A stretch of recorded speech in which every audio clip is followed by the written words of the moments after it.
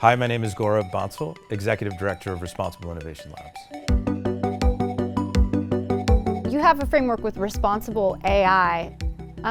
Did the AI craziness, did RIL predate all of that? Correct. Okay. I think given what's in the zeitgeist, of course, given the attention from investors, from founders, enterprise, government, it was important for us to try to distill some of these practices for startups. I think what we see a lot in the marketplace are responsible AI, responsible innovation practices that are geared towards massively resourced, big enterprises with lots of resources, lots of people, and your average startup don't have trust and safety teams, they don't have armies of PhDs. And so what we're trying to do is fill the gap of what's actionable, what's important for you to do, and at what stage, particularly at those early stages. How do you put guardrails or a framework around something that is so fluid? If you're talking about even just, I'm a founder today and I'm building something that involves, I'm building on the application layer with AI. Right. But the ground underneath us is shifting so quickly. How do you? Yeah. Well, I think, one thing that we think about a lot is like part of what makes Western capitalism, American capitalism in particular, really exceptional is that we're not here to zero out risk. Like that's never been sort of part of the DNA of American capitalism. And I think if we are shooting for that zero risk, we're gonna sort of end up, losing our sense of purpose in a way. And what we're trying to do again is, what are the governance tools that you should be using at early stages of company building that allow you to scale responsibly, effectively, efficiently. So if you're a founder who wants to end up here at NYSC, ringing the bell and going public, we argue strongly that that type of responsible innovation mindset helps you build a better product, helps you attract talent, and helps you win trust with your customers. Why do you think we need responsible innovation now? Why are you doing this now? Versus, do you think this is a critical moment in time as this technology is getting out the gate and developing? I think, I've been reflecting on the fact that, particularly around innovation, it's always met with some fear about the future. That feels pretty consistent over the last couple hundred years.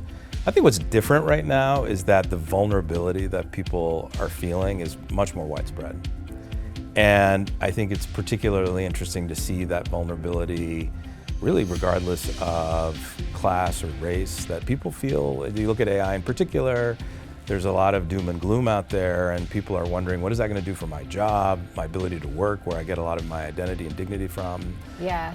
How am I going to make a living? How am I going to take care of my family? So I think that may have been true in other eras, and I think we're seeing it show up again in really profound ways. And I think our task as an innovator, as people adjacent to the innovators, is you have to shape the future and not fear it. Do you remember the first time you heard about AI?